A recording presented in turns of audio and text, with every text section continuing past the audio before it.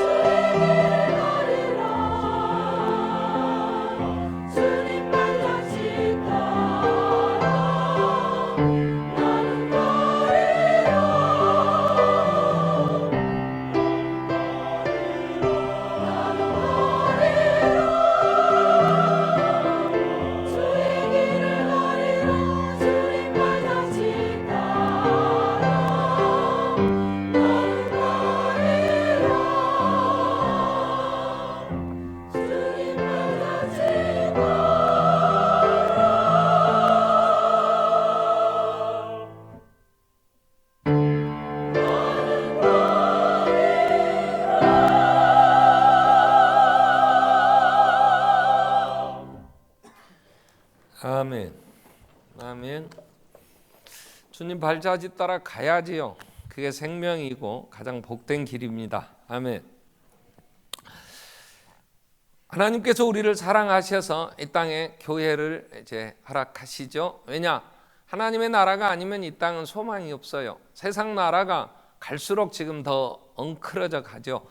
각 나라들마다 더 국민들, 백성들 행복하게 정말 소망을 가지고 미래의 세대들을 키워보겠다고 발버둥치지만 우리는 지금 나라들이 갈수록 더 많은 문제 앞에서 어떻게 해결할 능력이 없잖아요. 또 우리가 사는 이 세상이 뭐 발리에서 화산 폭발했답다. 곧 백두산도 반드시 폭발한다 그래요. 그게 얼마나 걸릴지는 모르겠어요. 그러나 이 세상은 지금 심각하게 병들어 있어서 우리가 사는 이 지구는 오래가지 못한다는 얘기를 많이 해요.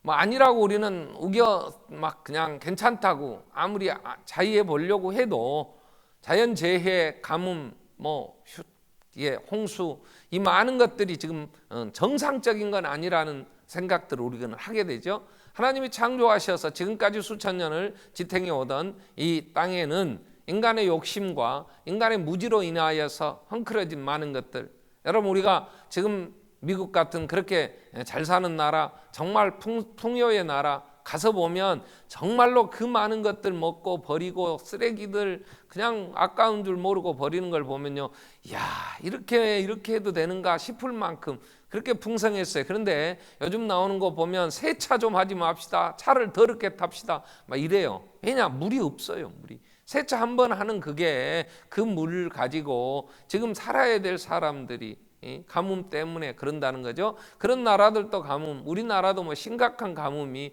지금 가을비가 내린다 해도 이건 그냥 말라진 땅 이제 잠깐 적시는 것뿐이지 그 필요한 물들 저수지에 그 바닥 보이는 저수지에 물이 차지 않아요. 그러면 내년은 더 괜찮아질 거다 누가 얘기할 수 있겠어요? 이렇게 불안한 이 세상, 이 나라, 그러면 어떻게 해야 해결되느냐? 하나님의 나라가 완성되어져야 됩니다. 아멘. 예수님 오셔야 된다고요. 아멘. 누가 해결하겠어? 어느 정부가? 중국에서 그 넓은 곡창지대에서 그 볕단들 태우는 그 연기 때문에 우리나라에까지 미세먼지가 날라오고 심각하게 지금 한다고 태우지 마라 그래도 그 농부들이 그럼 우리 이거 어떻게 처리하고 또 농사를 지어야 돼 어떻게 할 거냐? 단속을 해도 밤에 또 태운다 그럽니다. 이러면서 곳곳에서 뿜어내는 그 많은 매연과 여러분 타고 다니는 자동차에서 나오는 배기가스가 숨을 쉴 수 없을 만큼 심각하게 오염되고 산성비가 내린다는 게 다 못해서 내리는 거겠어요. 갈수록 우리는 이렇게 안 살 수 없잖아요. 살면 살수록 더 파괴되어지고 더 어려워지고 더 힘들어지는데 유일한 소망은 새하늘과 새 땅, 하나님 이루셔야 될 그 하나님의 나라 이미 시작됐어요. 이미 하나님의 나라는 시작됐고 2000년 전 예수님이 이미 우리 안에서 시작된 하나님의 나라 아직 완성은 안 됐지만 아직 끝은 아니지만 이미 시작되어 완성을 향해 가는 그 사이에 지금 우리가 있는데 거의 끝부분에 와 있다 이런 얘기를 해요. 빌리 그레이엄 목사님은 이미 시작된 하나님의 나라 끝을 12시라고 친다면 지금 12시 5분 전이다 하는 얘기도 했어요. 그런데 갈수록 우리는 말세지 말이라고 사람들도 얘기를 합니다. 현상들이 이제는 더 이상 어떻게 더 치유해 볼 자정 능력을 상실해 버린 세상 나라. 이 땅에 우리 대한민국의 국정 교과서만 만든다고 그것만 안 하면 이 나라 괜찮은 나라라고 해질 수 있겠어요? 그러지 않아요. 각 분야 모두 다 지금 더 이상 어떻게 손볼 수가 없을 만큼 심각한 중병에 걸려 있는 이러한 때에 스스로 우리는 어느 기간이든지 건강하게 소망 있는 기간은 스스로가 자정 능력이 있어야 돼. 스스로 잘못된 것들을 제거하고 건강하게 사과할 수 있어야 되는데 뭐 국회는 윤리위원회가 없고 각 당은 없답니까? 어느 기간이든지 다 상벌 규정은 두어서 하지만 이미 더 환부를 도려낼 수 없을 만큼 썩어 있기 때문에 손을 어디서부터 대야 될지 손을 댄다는 사람도 부패되어 있기 때문에 소망이 없어. 어느 나라가 유엔이 전 세계의 질서를 지키고 평화를 위하여 할 수 있는 힘이 있다고 생각하십니까? 아니잖아요. 아니잖아요. 그렇기 때문에 하나님의 나라가 이 땅에 반드시 이루어져야 되는데 완성 바라보고 있는 이때 하나님은 그 백성들을 지금도 쉬지 않고 불러 모으시면서 그 나라의 완성을 향해 가고 있는데 이 일에 교회가 하나님께서 유일하게 쓰는 이 땅의 기간 하나님의 나라를 확장하고 하나님의 대사가 되어 교회만이 하나님 나라에 이 지상에서 하나님의 나라를 이루는 하나님께서 가장 눈동자와 같이 지키시고 사용하시는 기간이 교회. 그래서 우리가 2주 동안 기도하면서 세일의 기도회 동안 지난 2주 동안 우리는 교회를 살폈어요. 자, 예루살렘 교회를 중심으로 해서 왜 최초 예수님 부활을 승천하시고 이제 이 땅에 교회가 세워질 때에 예루살렘 교회가 모교회였고 그 예루살렘 교회로 인하여서 이제 전 세계의 유대, 사마리아 이제 온 땅에 복음이 증거되는 과정에서 사마리아 교회도 살폈어요. 우리 지난 한 주간 동안 안디옥 교회를 왜 이방의 교회의 전초기지가 되고 이방의 모든 복음을 증거하는 교회로서 하나님께서 안디옥 교회를 사용하셨기 때문에 지난 시간 안디옥 교회를 우리가 살폈는데 이 교회들을 살피면 늘 같이 따라다니는 단어 세 단어가 있어요. 교회 그러면 반드시 따라오는 그건 하나는 환란이에요. 교회는 핍박이에요. 교회는 흩어진 자들 그 핍박으로 인해 흩어진 자들이 세워지는 교회였어요. 교회 그러면 언제나 많은 핍박과 환란과 그런 아픔 속에서 교회는 생존하고 있고 교회는 또 세워지고 또 교회가 확장되어지고 진행되어질 때는 또 그 많은 핍박 가운데서 어려움 가운데서 교회는 진행되고 있다는 사실이죠. 그래서 그 핍박 가운데 교회는 뭐하냐 그러면 교회의 환란 그 다음에 나오는 단어는 기도예요. 기도. 그래서 교회는 늘 기도예요. 오늘 본문에도 베드로가 옥에 갇혔어요. 왜 갇혔냐? 당시의 기득권 세력 헤롯이 교회의 야고보를 이건 예수님의 제자 요한의 형제 야고보입니다. 예수 12제자 중에 요한의 형제 야고보를 칼로 목을 베버렸어요. 그랬더니 여론이 악화되면 안 하려고 했는데 여론이 굉장히 헤롯에게 좋은 방향으로 여론이 형성되는 거예요. 야 이것 봐라. 그러면서 이제 교회의 수장인 베드로를 잡아들여 감옥에 이제 가뒀어요. 근데 그때가 무교절 6월절 일주일 기간에 이 일이 벌어진 거예요. 그래서 명절이 끝나고 6월절이 끝나고 이걸 이제 사형을 집행을 하자. 그리고 감옥에 가두어 두었어요. 그래서 6월절이 끝나고 이제 내일 처형을 하겠다고 정해진 날 그날 밤에 일어난 일이 오늘 12장에 이제 잠깐 소개를 해요. 그래서 4절에 뭐라고 기록이 되어 있습니까? 잡음에 옥에 가두고 군인 4씩인 4표에게 맡겨 지키고 6월절 후에 백성 앞에 끌어내고자 하더라. 5절에 이에 베드로는 옥에 갇혔고 교회는 그를 위하여 뭐 했다? 간절히 하나님께 기도하더라 그래요. 그러니까 교회에 핍박이 오고 어려움이 오고 우리가 교회이기 때문에 우리 가정의 개인의 뭐 여러 교회에 이런 어려운 일이 오거나 힘들고 뭔가 얽히게 되고 이건 어떻게 해결할 길이 없을 때에 교회는 간절히 하나님께 기도해요. 그래서 기도하면 그 다음에 어떻게 되냐? 성령이 임하세요. 성령님이 인도하세요. 성령님께서 그 많은 것들을 해결해 주세요. 그래서 교회가 늘 교회라는 단어가 나오고 교회 얘기가 되면 환란이 있어요. 그 많은 아픔들이 있어요. 그리고 기도가 있어요. 그리고 성령이 오셔서 그 많은 문제들을 해결해 주세요. 근데 오늘은 이 기도 부분을 그래서 제목이 교회와 기도예요. 교회와 기도.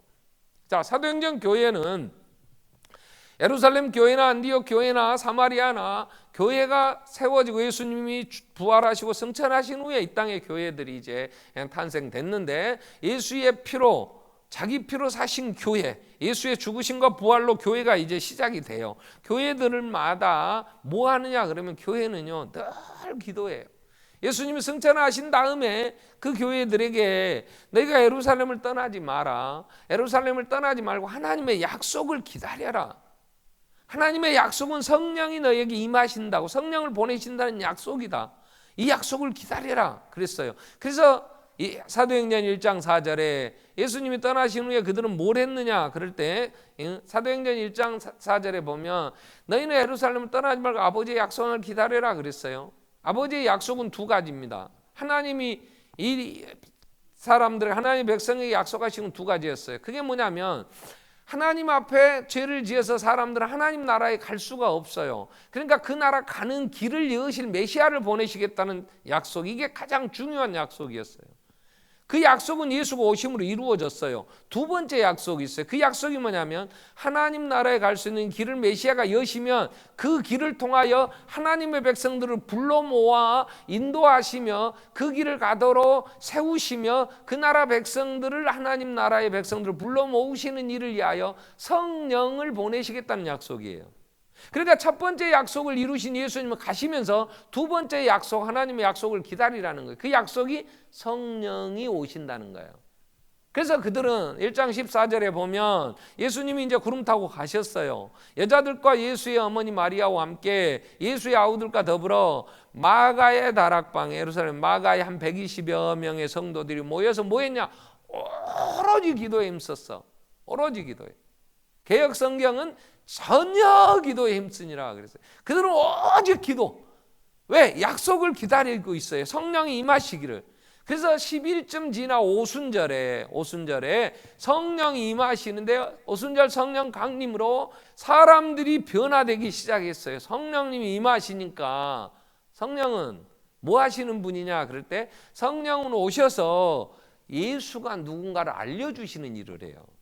예수님이 내가 떠난 다음에 나와 똑같은 보혜사, 똑같이 곁에 있으면서 너희를 변호해 줄 것이고 너희에게 힘 줄 것이고 너희를 위로하고 함께 해줄 보혜사 오시는 성령님 오시는데, 그분은 진리의 영이다. 진리의 영이다. 진리 가운데 너희를 인도한다. 내가 너희에게 지금 이르는 말, 이 말들, 의미들 잘 해석이 안 되고 잘 못 알아듣겠지만 성령이 오시면 그때 성령님이 이 말을 너희에게 깨닫게, 생각나게, 그 의미들을 알게 해주신다. 이렇게 얘기하시고 예수님은 가시고 성령이 오셨어요. 그래서 성령님이 오셔서 교회와 함께 하시기 때문에, 그래서 그들은 성령의 강림으로 모여서 이제 2장에 보면 예루살렘 교회가 뭘 하냐면 3,000명씩 막 5,000명씩 늘어나요. 그때 2장 사도행전 2장 42절에 보면 저희가 사도의 가르침을 받아요. 사도의 가르침을 받아요.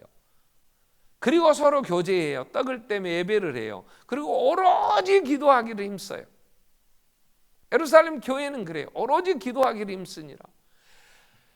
예수님이 가신 후에 남은 120여 명의 성도도 오로지 기도하기에 힘썼어요. 그로 인하여 성령이 강림하셨어요. 그리고 3,000명, 5,000명씩 늘어난 예루살렘 교회도 사도의 가르침을 받으면서 교회가 예수가 그리스도라는 데 하는 진리를 깨달아 알면서 성도들이 서로 교제하면서 내 건 이거 없이 서로 통용하고 밭을 팔아 내주는 바나바도 있었고 물건도 서로 통용하면서 필요에 따라서 나눠주면서 같이 살면서 성도의 교제하며 예배하면서 그는 오로지 기도하기에 힘썼어. 성령 충만한 베드로와 요한은 3장의 제9시 기도 시간에 성전에 올라가다가 기도 시간에 성전에 기도하러 가다가 나면서 안진병이 된 자 예수의 이름으로 고쳐줍니다. 그리고 그들이 교회가 수만 명이 모여있다 보니까 교회에 여러 가지 이제 잡음이 생겨요. 이것저것 다툼이 일어나요. 그때 사도들은 뭐라고 얘기합니까? 교회가 기도하는 일에 더욱 전념해야 되는데 이거 하지 못하고 뒤로 기도하는 일을 등한히 하고 주어진 구제하는 일들, 이런 일에 많이 일하다 보니까 교회에 문제가 생겼다. 그래서 우리는 오로지 기도하는 일과 말씀 사역에 힘쓸 테니 일꾼을 세워라. 그래서 교회에 함께 임하는 일들을 감당할 일꾼들이 필요하다. 그래서 일꾼을 세워. 그러니까 교회는 오로지 기도하기 위하여 많은 일꾼들이 각각의 역할들을 기도에 방해되지 않도록 역할을 나눠서 일하면서 기도하자는 거예요. 기도하는. 빌립을 통하여 사마리아의 복음이 증거됐어요. 사마리아 교회가 세워졌다는 얘기를 사도들이 들어요. 그래서 사도들이 예루살렘에서 사도들을 보내요. 요한을 보내고요. 그들은 가서 뭘 했어요? 사마리아 교회에 가서 그들이 간절히 기도했어요. 성령 받기를 위하여 그들 기도했어요. 그랬더니 성령이 임하세요. 성령이 임하세요. 이방의 문을 열어야 될 때에 사용한 고넬료를 사도행전 10장에서는 어떻게 소개를 합니까? 그가 경건하여 온 지방과 더불어 하나님을 경외하고 백성을 많이 구제하고 하나님께 항상 기도하더니 그랬어요. 이방 교회의 가장 모델이 되는 고넬료는 언제나 하나님을 경건하게 온 집으로 더불어 하나님을 경외하는 경건한 집안이에요. 그리고 많은 사람들을 구제했어요. 많이 구제했어요. 그리고 항상 기도했어요. 그랬더니 천사가 뭐라고 합니까? 31절에 천사가 말해요. 고넬료야, 하나님이 내 기도를 들으시고 내 구제를 하나님이 기억하셨다. 그래서 베드로를 청하여 그 가정에 부흥회를 하도록 하신 거예요. 그것도 기도하는 중에, 베드로가 기도하는 중에 환상을 보고 고넬료의 집에 가라고 천사의 지시를 받아서 고넬료의 집에 가서 말씀을 전할 때 성령이 그곳에, 그래서 그 모든 모인 사람들이 방언을 하면서 성령의 충만함으로 하나님의 영광을 찬양하고 하나님께 영광을 돌리게 돼요. 온 집안으로 더불어 항상 경건하게 살면, 경건하게 사는 삶은 구제와 하나님께 늘 기도하는 삶이었다는 거죠. 교회는 기도와 떨어질 수가 없어요. 오늘 본문 베드로는 옥에 갇혔어요. 이렇게 어려울 때에 교회는 뭐 했어요? 오로지 그를 위하여 간절히 하나님께 기도했어요. 안디옥 교회가 세워졌어요. 안디옥 교회는 어떤 교회였어요? 사도행전 13장 2절에 보면 안디옥 교회를 소개할 때에 2절에 보면 주를 섬겨 금식할 때에 그래요. 주를 섬겨 금식할 때에, 주를 섬겨 금식. 교회가 늘 금식하며, 여기는 누가 있었냐? 바나바가 있어요. 사울이 있어요. 니게르라는 시몬도 있어요. 헤로데 젖동생 마나인데 좋은 교사들, 선지자들이 있는 교회예요. 근데 그 교회는 늘 주를 섬기며 금식하면서 기도하면서 하나님을 섬겼어요. 그때의 3절에 그의 금식하고 따로 세우라 그랬더니 또 선교사를 보내는데 또 금식하며 기도하고 안수하여 보내요. 바나바와 사울을 선교사로 보내라. 교회는 선교하는 일에도 금식하며 기도하며 예수를 친히 손으로 만진받았고 예수 그 말씀 자체를 눈으로 보며 체험한 사도들도 항상 기도했어요. 오로지 기도에 전념했어요. 기도하는 일을 등한히 하지 않았어요. 근데 예수에 대해서는 알도 못하고 듣도 못하고 보도 못하고 생전 들어보도 않고 우상 숭배하던 이민족이 교회를 이루어 기도하라는데 기도를 안 해. 기도를 안 해. 그러면 이게 교회가 교회 되겠어? 예수와 함께 먹고 마시고 죽은 자 살리는 현장에서 무리를 걷고 보리떡 5개 물고기 5,000명을 먹일 때 나눠주던 제자들이 그 능력의 주님을 체험했고 변화산에 올라가 그 변화되셔가지고 사람이 내릴 수 없는 광채가 나는 옷을 입고 먼저 죽었던 모세와 엘리야와 함께 대화하시는 예수님의 그 모습을 보고 너무나 엄청난 충격에 여기 있는 게 좋사오니 내가 초막섯을 여기 짓겠습니다 하고 고백하고 했던 제자들도 사도들도 날마다 기도하기 힘썼다고. 오로지 기도하며, 교회는 기도해야 되는데 기도를 안 해. 그러면 교회와 기도가 왜 중요하냐? 사도 바울이 선교하면서 기도하며 선교지를 찾아 전도를 할 때에도 옥에 갇혀서도 빌립보 옥에 매맞고 갇혀 있어서도 찬양하며 기도했어요. 16장 13절에 25절은 밤중쯤 돼요. 25절에 밤중쯤 돼요. 그들이 너무 아프니까 바울과 실라가 기도하고 하나님을 찬송하니까 제수들이 들어. 그리고 옥문이 열려. 에베소를 떠나며 밀레도에서 에베소 지도자들을 불러 모아놓고도 설교한 다음에 20장 36절에 보면 이 말을 다 하네. 무릎 꿇고 저희 모든 사람 함께 기도하니 다 기도했어요. 자, 기도를 하면 성령이 오셔. 이제는 성령님이 기도해서 오시는 게 아니에요. 이미 성령은 교회 안에 오셨어. 우리 안에. 너희가 성령의 전인 걸 알지 못하느냐? 고린도서 3장 16절에 그러잖아요. 교회 안에 성령이 임하셨어요. 우리와 함께 하세요. 우리 안에 계세요, 성령. 그러니까 기도하셔서 성령님 다시 오실 필요 없어요. 성령이 오시기 전에 그들은 약속을 기다리고 전혀 기도에 힘썼지만 이제는 성령이 오셨어요. 기도하면 성령님이 진리 가운데로 인도하세요. 우리를 진리 가운데. 이 진리 안에 서면 자유함이 있어요. 제가 오늘 2부에 세례식을 우리가 거행했어요. 그래서 어제 오후에 예비 문답을 했어요. 세례받는. 문답을 제가 이렇게 물어봤어요. 자, 여러분 죄인입니까? 그러니까 죄인이랍니다. 죄가 뭐냐는 걸 먼저 설명을 내가 해줬어요. 죄라는 건 하나님이 하라고 하신 것을 정확하게 맞춰야 되는데 그러지 않고 하나님의 뜻을 빗나가 버렸거나 못 미쳤거나 옆으로 잘못 맞았거나 이거 다 죄다. 하나님이 살라고 한 길에서 정확하게 살려는 건 죄다. 자, 그러니 우리는 모든 사람이 죄를 범하였다. 자, 우리는 그렇게 살 수가 없다. 그래서 이런 게 죄야. 그로 딱 설명한 다음에 죄인이냐고. 다 죄인이랍니다. 나 여러분한테 한번 물어보려고. 여러분 죄인이십니까? 아멘. 여기만 죄인. 저 뒤에는 아닌 모양. 다 들려. 여러분 죄인입니까? 저는 미쁘고 의로서 우리가 우리 죄를 자백하며 하나님이 다 의롭다 하신다 했으니까 죄인입니까? 네, 그래서 내가 두 번째 물었어요. 죄인이라. 그럼 죄를 어떻게 해야 되겠냐? 어떻게 해야 되냐 죄를. 그랬더니 하나님 앞에 다 잘못했다고 빌면 용서된답니다. 그럽니까? 여러분 죄인인데 내가 지은 죄를 뭐 여러 가지 로마서 1장 한번 찾아봅시다. 죄가 뭐가 죄라고 하는가? 로마서 1장 29절. 로마서 1장 29절부터 보겠습니다. 28절부터.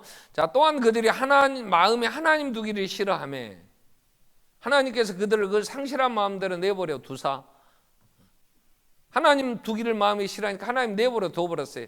그러니 합당하지 못한 일을 하게 됐어요. 이게 죄예요. 그래서 구체적으로 곧 합당하지 않은 거 하나님이 내버려 둬버리니까 사람들이 곧 불의, 추악, 탐욕, 악의, 시기, 살인, 분쟁, 사기, 악독이 가득한 자, 수군수군하고 비방하고 하나님께서 미워하시는 자, 능욕하는 자, 교만한 자, 자랑하는 자, 악을 도모하는 자, 부모 거역하고 우매한 자, 배약하는 자, 무정한 자, 무자비한 자라. 그들이 이 같은 일을 행하는 자는 사형에 해당한다고 하나님께서 정하심을 알고도 자기가 행할 뿐만 아니라 자기만 행할 뿐만 아니라 또 그런 일을 행하는 자를 옳다 하느니라. 자, 지금 29절부터 구체적으로 항목을 다 열거했는데 나는 나하고는 전혀 상관없어요. 난 그렇게 안 살아요. 그럴 사람 세상에 아무도 없어요. 그럼 이런 죄 이렇게 산 사람은 하나님이 이건 사형 언도했어요. 그러니까 일명 말하면 우리는 사형수야. 하나님의 나라에서 우리는 하나님이 재판장인데 사형. 그럼 사형수가 교도소에서 살 때 어떻게 사냐? 늘 불안하답니다. 사형수들은 언제 자기를 불러서 사형 집행을 할지 몰라. 그러니까 늘 불안해. 그래서 누가 이름만 불러도 아이고 오늘 나 불러 지금 내가 죽는 날인가? 아침에 일찍 이름 불러 면회 왔다 그러면 그날은 완전히 그냥 맥이 풀려본대. 우리는 사형수로 살아간다고 내가 사형수라는 인식을 잘 안 해요. 근데 이미 사형, 하나님은 이런 자는 사형이다. 하나님이 선언하셨어요. 근데 사형수가 잘못한 죄가 얼마나 많으면 사형 언도를 받았겠어요. 그 죄는 반드시 사형을 시켜야 되는 죄니까 사형. 그래서 사형수가 됐는데 가서 재판관에 가서 내가 잘못했어요. 내가 진짜 잘못했어요. 그러면 사형수를 풀어줍니까? 그럼 풀어줘요? 사형수들은 대부분 잘못했다고 후회해요. 눈물 흘려. 내가 그때 너무 몰랐어. 그리고 울기도 하고 참회에 편지도 써보내고 그런다고 그 사형수가 거기서 사형 안 당하고 이제 풀려집니까? 그러지 않아요. 몰랐어도 그는 사형이에요. 그러니까 사형수는 그걸 알기 때문에 늘 두려워요. 여러분, 하나님이 우리를 사형수로 사형에 해당한다고 정하셨기 때문에 사람들은 늘 불안한 거예요. 왜 죽을 뻔했네. 그리고 죽기를 두려워함으로 일생에 매어 종노릇하는 자들을 예수님은 놓아주러 오셨다고. 사람들이 다 불안하니까 그 두려움, 뭔지 모를 두려움에서 벗어나려고 돈이라도 한번 잡고 뭔 일 벌어지면 돈이라도 해결해 보겠다고, 아니면 권력이 있는 자들은 권력을 가지고 어떻게 해보겠다고 줄대 가지고 피해 보려고 하지만 근본적인 두려움을 해결할 길이 없어요. 그럼 이 죄 문제를 해결하지 않으면 해결이 안 되는 거야. 그냥 싹싹 빌면 됩니까? 죄라는 단어하고 빚이라는 단어는 같은 단어예요. 은행에 빚을 많이 졌어요. 도저히 갚을 길이 없어. 파산 신고해야 돼. 근데 은행에 지점장한테 가서 싹싹 빌어. 아유, 내가 너무 빚을 많이 졌어. 너무 많이 졌어. 그러면 빚 탕감해줘요? 그렇게 없어질 수 있는 게 아니에요. 죄라는 것과 빚이라는 건 원리상 그렇게 없어지는 게 아니에요. 그럼 어떻게 해야 되냐? 사형수가 사형 언도를 받을 때 우리나라는 교수형에 처해요. 의자에 앉혀놓고 목에다 밧줄 걸어요. 스위치 누르면 탁 밑에가 빠지면서 축 처지니까 목 걸려서 숨 기도 밧줄이 막아서 이제 죽어요. 사형수를 사형 언도한다고 의자에 앉혔는데 거기서 싹싹 빌면 집행하러 간 간수가 목 풀어주고 너는 해방이다 그러냐고. 그러지 않아요. 반드시 사형수는 죽어야 돼. 죽어야 돼. 반드시 죽어야 돼. 지가 죽으면 안 되니까 대신 죽었다고. 예수가 사형수를 대신하여 죽었다니까. 나 때문에 대신 죽은 거요. 그게 대속이요. 대속. 그게 속량. 대신 빚을 갚아서 죄를 해결했단 말이에요. 그래서 용서되는 거예요. 그래서 그러면 어떻게 해야 돼? 그 예수를 내가 영접을 해야 돼. 영접을. 곧 그 이름, 그 예수를 영접하는 자, 그 이름을 믿는 자들에게 하나님의 자녀가 되는 권세를 주시는 거예요. 무슨 싹싹 빈다고 용서가 될 게 뭐 용서가 돼? 나 때문에 예수가 죽었다니까. 그래서 내가 뭐라고 영접을 했어요? 나의 주여, 나의 구세주, 나의 그리스도이십니다. 그게 거짓말이었으면 그건 용서 안 된 거예요. 여러분이 예수를 주로 고백했다면 주인으로 모시고 살아야 될 거 아니야. 예수가 나 때문에 죽었는데 사형수가 사형 언도를 받아 사형 직전에 대신 죽은 예수 때문에 살아났다면 어떻게 감격이 없어? 어떻게 예수 앞에 감사가 없냐고. 이 현장에 누워 예수 죽은 성찬을 앞에 두고 그걸 우리가 같이 오늘 떡을 나누며 피를 나누는데 아무런 감정이 없이 나 때문에 죽은 예수가 아무 의미 없이 내게 다가옵니까? 죄는 그렇게 해결되는 게 아니에요. 하나님 앞에 죄는 반드시 피는 피로, 눈은 눈으로, 이는 이로 갚아야 된다니까요. 그러지 않고는 해답이 없어요. 예수가 나 때문에 죽었어요. 아멘. 예수는 나의 주가 되십니다. 나의 그리스도이십니다. 아멘. 그런데 내가 주로 모시고 살지만 여전히 제 가운데 이건 못 이겨요. 그러면 어떻게 해요? 기도하는 거예요. 아버지 내가 아직도 이건 못 이겨. 내 정욕에 빠져서 아직도 이거 해결 못합니다. 그때 그것 때문에 죽은 예수가 내 마음에, 그래서 내가 죽었지 않느냐. 그 예수를 영접하며 예수를 믿음에 눈물이 나는 거예요. 눈물로 회개하니까 용서가 아니라 나 때문에 죽은 예수가 계셔서 내가 하나님의 자녀, 이 죄의 상태에 있는 내가 하나님을 아버지라 부르고 영원한 영광의 나라에 갈 수 있는 자로 옮겨졌기 때문에 그게 감사해서, 그래서 우리는 죽을 때까지 예수를 붙잡아야 되는 거예요. 예수의 은혜를 날마다 체험하면서, 그래야 우리는 날마다 하나님 앞에 눈물로 하나님이 주신 사명을 감당하려고 더 애쓰고 힘쓰는 삶을 살 수가 있는 거예요. 내 안에서 날마다 솟아나는 이 신앙의 열정은 어디서 오느냐? 나를 위하여 목에 밧줄 메고 죽으신 예수, 그 피를 흘리고 죽으신 예수를 날마다 십자가의 예수를 체험해야 되니까. 그런 나 같은 이렇게 질적으로 변화 안 되고 아주 죄로 머리부터 발끝까지 완전히 물들어서 더 이상 구제불능은 오라 나는 곤고한 사람이로다. 이 사망의 법에서 누가 나를 건져내랴. 사도 바울이 외치듯이 그때마다 누구 때문에 산 거야? 그래서 예수가 죽었어. 그래서 주님이 나 때문에 죽으신 거야. 그래서 날마다 우리는 예수의 십자가에 감격에 겨워서 살아간. 그래서 기도하면 성령이, 하나님이 우리에게 은혜로 주신 것들을, 고린도서 2장 12절에 성령은 하나님이 우리에게 은혜로 주신 것들을 알게 하신다고.